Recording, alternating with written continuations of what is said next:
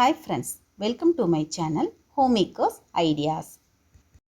இன்னைக்கு வீடியோவில் மத்தி ஃபிஷ் குழம்பும் சுதும்பு ஃபிஷ் ஃப்ரை ரெசிபி தான் நம்ம பார்க்கலாம் வாங்க. இன்றைக்கி நான் மண் சட்டியில் தான் செய்ய போகிறேன். சட்டி சூடான உடனே எண்ணெய் ஆட் பண்ணிக்கலாம். நல்லெண்ணெய் தான் நான் எடுத்திருக்கேன். மீன் குழம்புக்கு எப்போதுமே எண்ணெய் கொஞ்சம் ஜாஸ்தி ஆட் பண்ணோம்னா குழம்பு நல்லா டேஸ்ட்டாக இருக்கும். இதுக்கு பதிலாக நம்ம தேங்காய் எண்ணெய் கூட எடுத்துக்கலாம். எண்ணெய் சூடான உடனே கடுகு ஆட் பண்ணிக்கலாம். ஒரு 1/2 ஸ்பூன் அளவுக்கு ஆட் பண்ணியிருக்கேன். இதில் வந்து தாளிப்பு வடகம் கொஞ்சம் எடுத்திருக்கேன். அப்புறம் வெந்தயம், இந்த ரெண்டையும் நம்ம வந்து போட்டுக்கலாம்.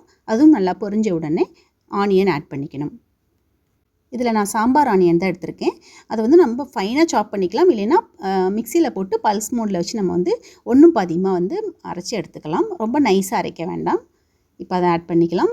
இந்த மாதிரி ஆட் பண்ணும்போது கிரேவி நமக்கு நல்லா திக்காகவும் கிடைக்கும். அதே சமயம் பசங்களும் வந்து அதை எடுத்து வைக்க மாட்டாங்க வேண்டான்னு சொல்லிட்டு. ஆனியன் கூடவே நான் வந்து ரெட் சில்லியும் கருவேப்பிலையும் ஆட் பண்ணியிருக்கேன். நல்லா கலந்து விட்டுக்கலாம். ஆனியனோட பச்சை வாசனை போகிற அளவுக்கு நல்லா வதங்கணும்.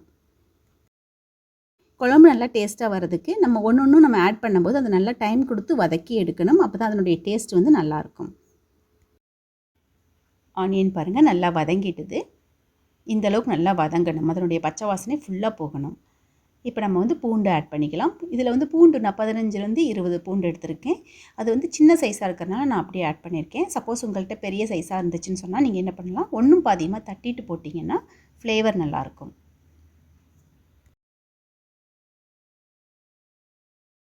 இப்போ அதிலே நான் வந்து மீடியம் சைஸில் 3 டொமேட்டோ ஆட் பண்ணிக்கிறேன். அதையும் நல்லா கலந்து விட்டுக்கலாம். டொமேட்டோவும் நல்லா வதங்கணும். எண்ணெயிலே அது நல்லா வதங்கி வரணும். நல்லா தொக்கு மாதிரி வரணும். இப்போ இதுலேயே நான் வந்து 1 ஸ்பூன் அளவுக்கு ஜிஞ்சர் கார்லிக் பேஸ்ட்டும் ஆட் பண்ணுறேன்.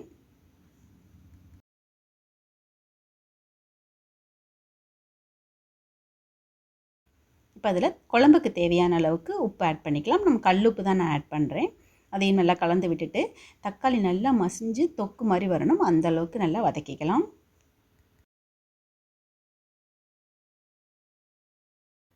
மண் சட்டியில் செய்யறதுனால சீக்கிரமாகவே எல்லாம் வதங்கிடும். தக்காளி கூட பாருங்கள், இந்த மாதிரி நல்லா கலந்து விட்டோம்னா அது சீக்கிரமாகவே நல்லா மசிஞ்சிடும்.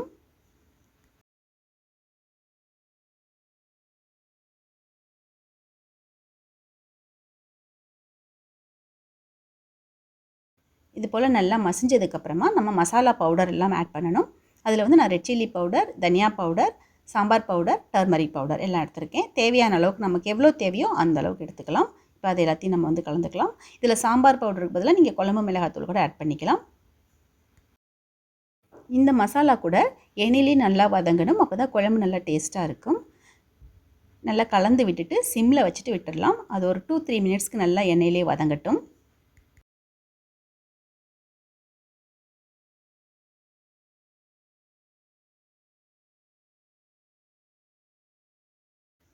நம்ம போட்ட மசாலாவும் நல்லா வதங்கிட்டுது. சட்டியில் கூட ஒட்டாமல் நல்லா சுருண்டு வரும். அந்தளவுக்கு நல்லா வதங்கிட்டுது.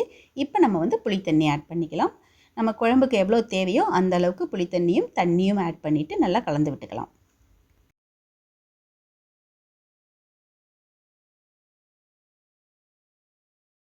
இது போல் மசாலா எல்லாத்தையும் நல்லா கலந்து விட்டுட்டு ஸ்டவ் வந்து நம்ம மீடியம் ஃப்ளேமில் வச்சுட்டு 5 to 10 மினிட்ஸ் வரைக்கும் நல்லா இதை வந்து கொதிக்க வச்சுக்கலாம்.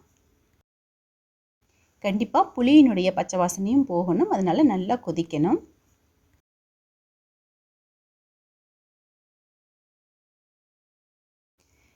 குழம்பு நல்லா கொதித்து நமக்கு தேவையான கன்சிஸ்டன்சி வந்ததுக்கப்புறமே நான் வந்து இப்போ மாங்காய் ஆட் பண்ணுறேன்.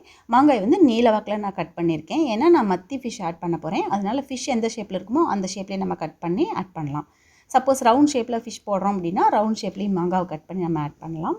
கூடவே வந்து 4-5 பச்சை மிளகாவையும் ஆட் பண்ணுறேன். பச்சை மிளகாவை நான் கீரையில் அப்படியே டைரெக்டாக போட்டிருக்கேன். அது நல்லா புளியில் வெந்து வரும்போது ரொம்ப நல்லாயிருக்கும். இந்த ஸ்டேஜில் நம்ம வந்து சால்ட்டு செக் பண்ணிக்கலாம். எப்போதுமே மீன் போடுறதுக்கு முன்னாடியே நம்ம வந்து சால்ட்டு பார்த்துக்கணும். கொஞ்சம் அதிகமாக இருக்கிற மாதிரி இருந்ததுனா தான் மீன் வந்து போட்டதுக்கப்புறமே குழம்பு வந்து நல்லா டேஸ்ட்டாக இருக்கும். இப்போ நம்ம வந்து மீனை ஆட் பண்ணிக்கலாம். மத்தி மீன் தான் நான் எடுத்திருக்கேன். நம்ம எப்போதுமே மீனை வந்து குழம்புல போடும்போது ஸ்டவ்வை சிம்மில் வச்சுட்டு போடணும். எல்லாத்தையும் போட்டுட்டு ஸ்டவ் வந்து சிம்லேயே வச்சுட்டு நம்ம வந்து ஒரு 5 to 6 மினிட்ஸ் வரைக்கும் அதை அப்படியே விட்டுடலாம். இந்த மீன் வந்து ரொம்பவுமே நல்லது. நிறைய ஹெல்த் பெனிஃபிட் இதில் இருக்குது. ஸோ இது கிடைக்கும் போதெல்லாம் நம்ம இந்த மீன் வந்து நம்ம எடுத்துக்கலாம். இது ஃப்ரை பண்ணி சாப்பிட்டாலும் ரொம்ப டேஸ்ட்டாக இருக்கும். குழம்பா வச்சு சாப்பிடும்போதும் ரொம்ப டேஸ்ட்டாக இருக்கும். மீன் குழம்புக்கு வந்து கொத்தமல்லியை விட கருவேப்பிலை நல்லா ஃப்ளேவர் கொடுக்கும். ஸோ பச்சை கருவேப்பிலையை நம்ம ஆட் பண்ணும்போது நல்லாயிருக்கும்.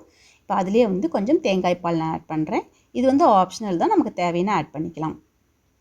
இது அப்படியே வந்து ஒரு 5 to 6 மினிட்ஸ்க்கு சிம்லேயே நல்லா கொதித்து மீன் நல்லா வேகட்டும். மீனை ஆட் பண்ணதுக்கப்புறமே நம்ம எப்போதுமே சிம்லேயே வச்சு தான் வேக வைக்கணும். அப்போ தான் குழம்புல வந்து மீனுடைய டேஸ்ட் வந்து வரும்.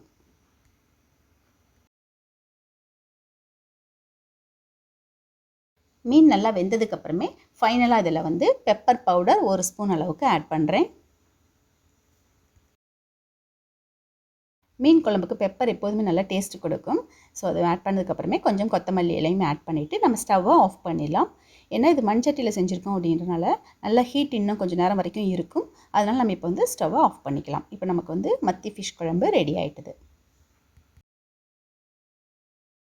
நெக்ஸ்ட் நம்ம ஃபிஷ் ஃப்ரை ரெசிபி பார்க்கலாம். இதில் ஜிஞ்சர் கார்லிக் பேஸ்ட் 1 ஸ்பூன் எடுத்திருக்கேன். சால்ட்டு, அப்புறம் தேவையான அளவுக்கு ரெட் சில்லி பவுடர் எடுத்திருக்கேன்.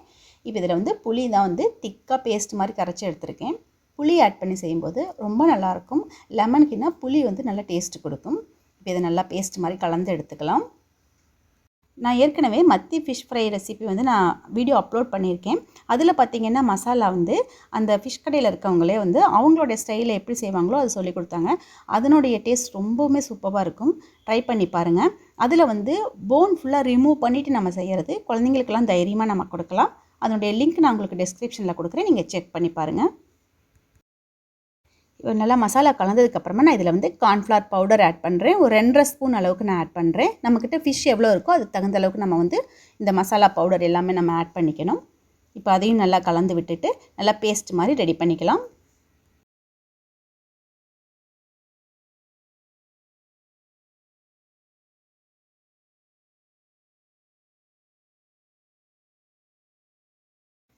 மசாலாவை நல்லா கலந்து விட்டுக்கலாம். இந்தளவுக்கு திக்காக இருக்கணும். அப்போ தான் அது வந்து மீனில் நல்லா ஒட்டும். இப்போ இதில் நான் எடுத்துருக்கிறது வந்து சுதும்பு மீன். இந்த மீன் வந்து ரொம்ப டேஸ்ட்டாக இருக்கும். கோல்டுக்கு கூட ரொம்பவுமே நல்லதுன்னு சொன்னாங்க. இப்போ இதில் வந்து எல்லா மீன்லேயுமே வந்து மசாலா படுற மாதிரி தடவி விட்டுக்கலாம்.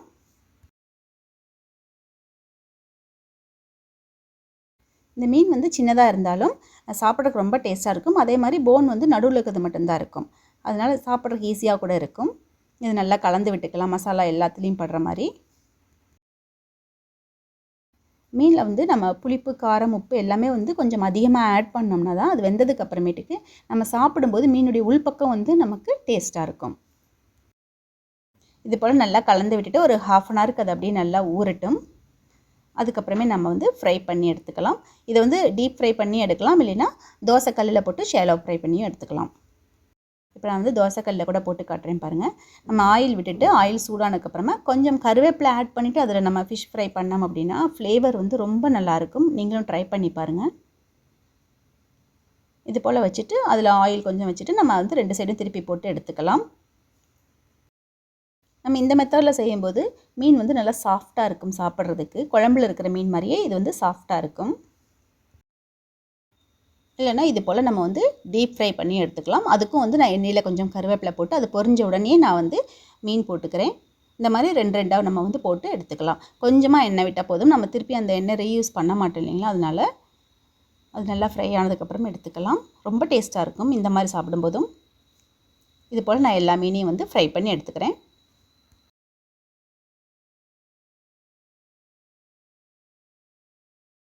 இந்த ஃப்ரையில் பார்த்திங்கன்னா மசாலா ரொம்ப அதிகமாக இருக்காது, கரெக்டாக தான் இருக்கும். அதே மாதிரி மசாலா ரொம்ப உதிர்ந்து போகாமல் நல்லா ஒட்டியிருக்கும். சாப்பிட்றதுக்கு ரொம்ப டேஸ்ட்டாக இருக்கும்.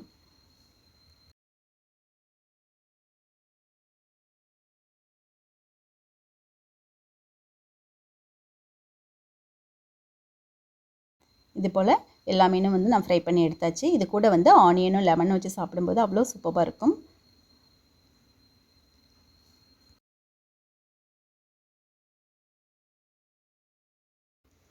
குழம்புல இருக்கிற மீனும் மாங்காவும் பார்க்குறக்கு ஒரே மாதிரி இருக்கும். ரொம்ப டேஸ்ட்டாக இருக்கும். மாங்காய் நல்லா ஊறிட்டு கண்டிப்பாக நீங்கள் கூட இதை ட்ரை பண்ணி பாருங்கள். இன்றைக்கி லஞ்ச் ரெசிப்பியாக மத்தி மீன் குழம்பும் சுதும்பு ஃபிஷ் ஃப்ரையும் ரெடி ஆகிடுது. ஸோ இந்த வீடியோ உங்களுக்கு பிடிக்கும் நம்புகிறேன். பிடிச்சதுன்னா லைக் பண்ணுங்கள், ஷேர் பண்ணுங்கள், கமெண்ட் பண்ணுங்கள். ஃபஸ்ட் டைம் என்னோடய வீடியோ பார்த்தீங்கன்னா மறக்காமல் சப்ஸ்கிரைப் பண்ணுங்கள். நெக்ஸ்ட் வீடியோவில் பார்க்கலாம். தேங்க்யூ.